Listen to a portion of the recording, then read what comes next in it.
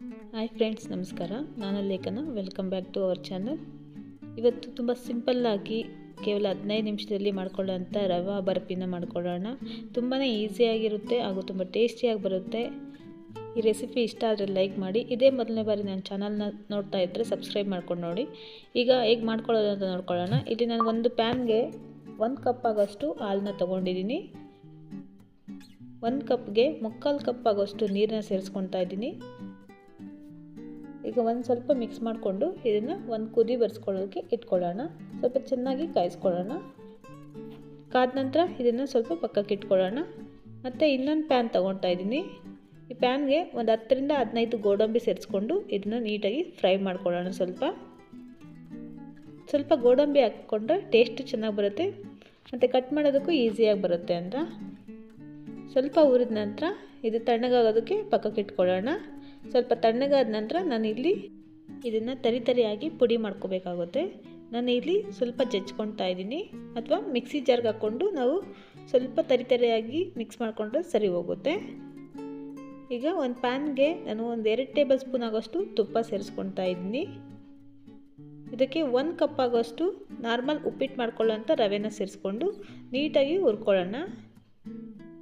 ಸ್ವಲ್ಪ ಕಂದು ಬಣ್ಣ ಬರೋವರೆಗೂ ಹುರ್ಕೋಬೇಕಾಗುತ್ತೆ, ಅಥವಾ ಚಿರೋಟಿ ರವೆಯಲ್ಲೂ ಮಾಡ್ಕೋಬಹುದು. ಈ ರೀತಿ ಸ್ವಲ್ಪ ಹುರ್ಕೊಂಡಿದ್ದ ನಂತರ ಇದಕ್ಕೆ ನಾವಿನ್ನು ಬೇಕಿದ್ರೆ 1 ಟೇಬಲ್ ಸ್ಪೂನ್ ಕಡಲೆ ಹಿಟ್ಟನ್ನು ಸೇರಿಸ್ಕೊಂಡು ಹುರ್ಕೊಂಡು ನಾವು ಮಾಡಿಕೊಂಡ್ರೆ ತುಂಬಾ ಚೆನ್ನಾಗಿ ಬರುತ್ತೆ.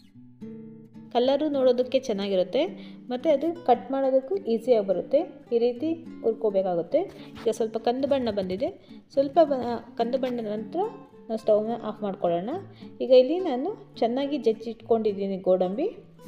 ಇದನ್ನು ಅದೇ ಪ್ಯಾನ್ಗೆ ಸೇರಿಸ್ಕೊಳ್ಳೋಣ. ಮತ್ತು ಹುರಿದಿರೋಂಥ ರವೆಗೆ ನಾನು ಜಜ್ಜಿಟ್ಕೊಂಡಿರೋಂಥ ಗೋಡಂಬಿ ಸೇರಿಸ್ಕೊತಿದ್ದೀನಿ.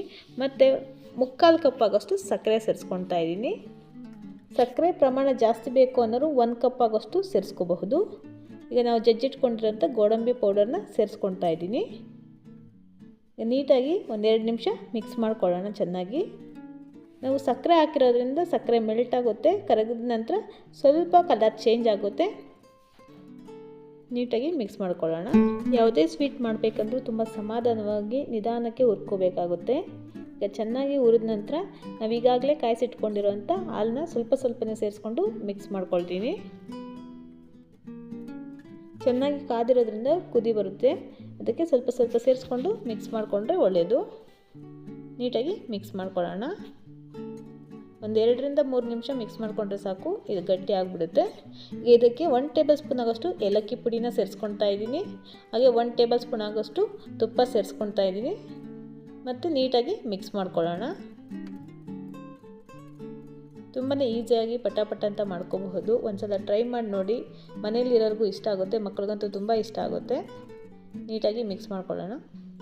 ಈ ರೀತಿ ಮಿಕ್ಸ್ ಮಾಡ್ಕೊಂಡ ನಂತರ ಒಂದು ಪ್ಲೇಟ್ಗೆ ತುಪ್ಪ ಸವರಿ ಇಟ್ಕೊಂಡಿದ್ದೀನಿ ನಾನು, ಅಥವಾ ನಿಮ್ಮ ಹತ್ರ ಬಟರ್ ಪೇಪರ್ ಇದ್ದರೆ ಸ್ವಲ್ಪ ತಟ್ಟೆಗೆ ತುಪ್ಪ ಸವರಿ ಅದ್ರ ಮೇಲೆ ಬಟರ್ ಪೇಪರ್ ಹಾಕ್ಕೋಬಹುದು.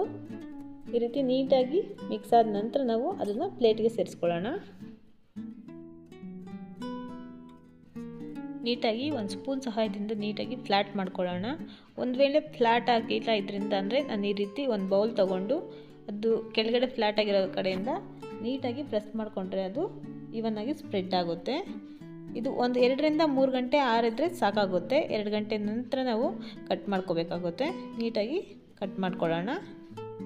ನಮಗೆ ಯಾವ ಶೇಪಲ್ಲಿ ಬೇಕೋ ಆ ಶೇಪಲ್ಲಿ ಕಟ್ ಮಾಡ್ಕೋಬಹುದು. ಈ ರೆಸಿಪಿ ಇಷ್ಟ ಆದರೆ ಲೈಕ್ ಮಾಡಿ. ಇನ್ನಷ್ಟು ಈಸಿ ರೆಸಿಪೀಸ್ಗಾಗಿ ನನ್ನ ಚಾನಲ್ನ ಸಬ್ಸ್ಕ್ರೈಬ್ ಮಾಡ್ಕೊಳ್ಳಿ. ಇಷ್ಟ ಆದರೆ ಫ್ರೆಂಡ್ಸ್ ಆ್ಯಂಡ್ ಫ್ಯಾಮಿಲಿಗೆ ಶೇರ್ ಮಾಡಿ. Thank you for watching.